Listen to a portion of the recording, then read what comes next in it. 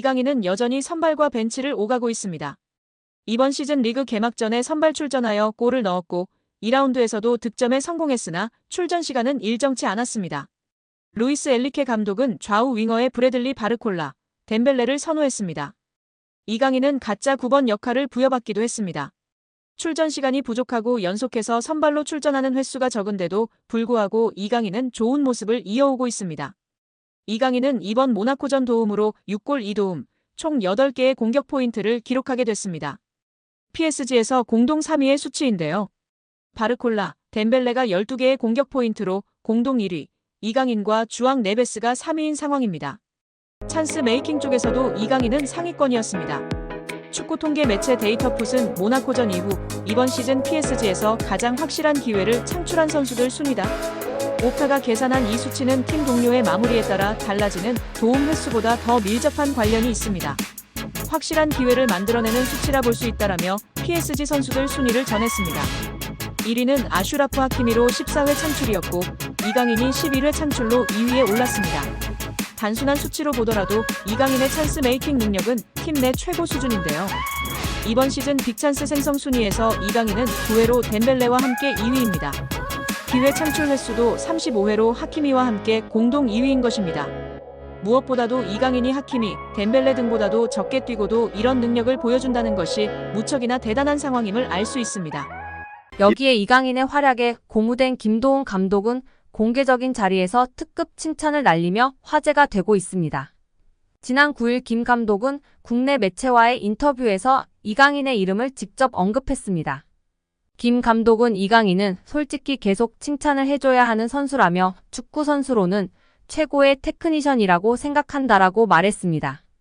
이어 오른발, 왼발 가리지 않고 모든 플레이가 탁월하다라며 메시가 뛰는 모습을 보는 것만으로도 영광이라고 느낀 적이 있는데 이강인 그리고 손흥민 역시 동시대에 볼 수 있다는 게 자랑스럽다라고 덧붙였습니다. 그러면서 이강인이 마음적으로 힘든 부분이 많았기에 우리가 그를 보호하고 보듬어줘야 한다라고 강조하며 팬들의 공감과 지지를 받고 있습니다. 이영표 위원은 축구가 편해지려면 기본적으로 축구 선수는 어떤 상황에서든 한 명을 제쳐서 크로스를 하거나 패스를 하거나 슈팅을 할 수 있어야 됩니다.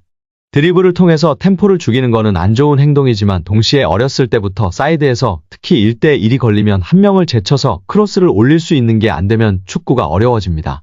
드리블을 하게 되면 어떤 선수는 한쪽 밖에 못 가, 어떤 선수는 왼쪽 밖에 못 가, 어떤 선수는 오른쪽 밖에 못 가는데 양쪽을 다 갈 수 있는 확실한 기술이 하나씩 있어야 됩니다. 이강인 선수는 3년 이상 기술을 연마해서 양쪽을 다 할 수 있다고 보여집니다. 이강인 선수는 드리블을 잘하려면 스피드가 있어야 하고 중심이 무너진 쪽으로 치면 중심이 무너지는 것을 몸이 자동으로 계산하여 움직여지게 됩니다. 생각하고 드리블을 치는 게 아니라 연습과 노력 끝에 자동으로 움직여지는 것입니다. 여기서 박문성 해설위원이 덧붙였는데요. 맞아요.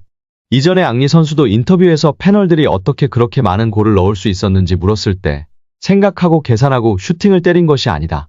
자연스럽게 자동적으로 슛을 하게 되었다고 인터뷰에서 화제가 되었다고 합니다. 뿐만 아니라 그라운드의 풍우나 천재 소리를 듣던 이천수 선수도 본인이 어떤 드리블을 했었는지 개인기를 했었는지 모른다며 자동적으로 몸이 움직여졌고 나중에 분석하면서 경기를 봤을 때 내가 저렇게 했구나 알 수 있었다고 발언했습니다. 이처럼 세계적인 레벨의 선수들은 계산하고 움직이는 것이 아니라 자동적으로 움직여지는 것 같고 이강인 선수도 보면 계산적인 움직임이 아니라 훈련과 노력으로 자연스럽게 자동적으로 몸이 반응하는 선수인 것 같다고 발언하며 팬들의 공감과 지지를 받았습니다. 이어 이영표 위원은 이강인 선수가 재능은 기본적으로 있었겠지만 훈련과 노력이 없이는 만들어질 수가 없습니다. 또한 이강인 선수의 강점은 드리블도 있고 시야도 있고 정확한 왼발킥도 있고 터치가 굉장히 강점이 있다고 생각합니다. 멀리 볼 수 있는 능력은 킥이 자신 있는 선수들이 자연스럽게 보여지고 나타낼 수 있습니다. 어떤 선수들은 드리블을 잘하는 선수는 자기가 드리블을 보여주고 싶어하고 패스를 잘하는 선수는 패스를 보여주고 싶어하기 때문에 좋은 킥, 멀리 보낼 수 있는 킥이 장점인 선수는 자연스럽게 시야가 넓어지고 시야가 넓은 것처럼 보여지게 됩니다. 어린 선수들에게 멀리 보라, 시야를 넓혀라 라며 가르치기보다는 좋은 킥을, 멀리 찰 수 있는 킥을 가르치면 자연스럽게 시합에서 연습한 킥을 보여주려고 하기 때문에 시야가 넓어지고 넓혀진 모습을 볼 수 있다고 발언하였습니다. 이어 최근 프랑스 언론의 비판에 대해서도 이야기했는데요. 이강인을 향한 언론 비판은 일도 신경 안 써도 됩니다. 한국에서처럼 선수를 비난 잘하지 않는 문화가 아닙니다. 한국에서는 정말 엄청나게 큰 잘못을 저질렀을 때 비난하나 외국은 그냥 막 합니다. 그들의 문화이고 경쟁이라 신경 쓸 필요가 전혀 없습니다. 유럽에서도 크게 신경 쓰지 않는 편입니다. 거기에 일희일비할 필요 없고 비난을 받더라고 원래 그런다 생각하는 게 팬들도 선수도 좋다고 발언했습니다. 이어 이영표 위원은 이강인 선수가 수비할 때 압박이 안 된다는 단점이 있었는데 약점이라고 지적되던 수비 전환, 수비의 능력을 키웠다는 것이 정말 대단한 것이라며 치켜세웠습니다. 이는 특히 선수의 태도의 문제이기 때문에 이런 것들을 지적을 받으면 자기가 수비력을 키우는 게 아니라 나도 수비를 열심히 하는 척해야지 라는 선수가 있는데 이강인 선수는 진짜 수비를 하는 것이라며 극찬하였습니다. 특히 이런 태도를 갖고 있는 선수는 길게 선수 생활을 하고 겸손하기 때문에 대성하는 경우가 많다고 발언했습니다. 여기에 이강인이 유럽 5대 리그에서 가장 인상적인 활약을 펼친 선수로 선정되며 화제입니다. 유럽 축구 통계 매체 소파스코어는 유럽 5대 리그 월간 베스트 11을 선정해 소개했습니다. 이강인은 유럽 5대 리그 월간 베스트 11에 포함되며 맹활약을 인정받았습니다. PSG 선수 중에선 이강인과 비티냐가 유럽 5대 리그 월간 베스트 11에 포함됐습니다. 소파스코어는 이강인의 지난달 활약에 대해 평점 8.05점을 부여했습니다.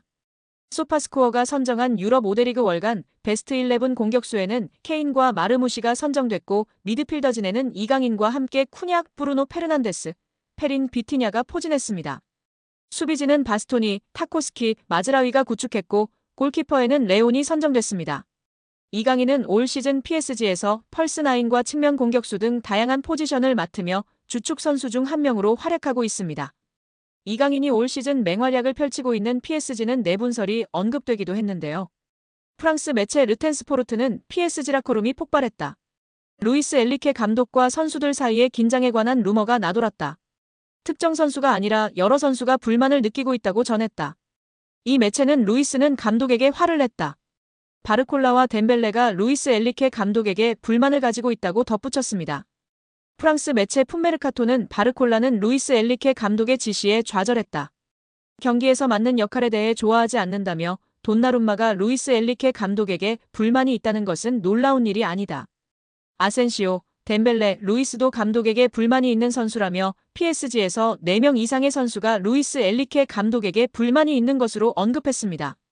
여기에 리그앙 공식 사무국이 이강인의 단독 영상을 게시하며 화제입니다. 리그앙이 공식 SNS를 통해 이강인 단독 영상을 공개했습니다. 해당 영상에는 마르세유와 경기에서 비와 함께 땀을 흘리는 이강인이 머리를 쓸어 넘기는 장면이 담겨 있었습니다. 동영상을 본 팬들은 소중한 영상이다. 마르세유에는 에어컨을 설치해야 한다. 귀엽다. 멋있다. 등의 반응을 보였습니다. 오늘 영상은 여기까지입니다. 끝까지 시청해주셔서 감사합니다. 늘 건강하시고 더 좋은 영상으로 찾아뵙겠습니다. 구독과 좋아요도 잊지 마시고 부탁드립니다. 감사합니다.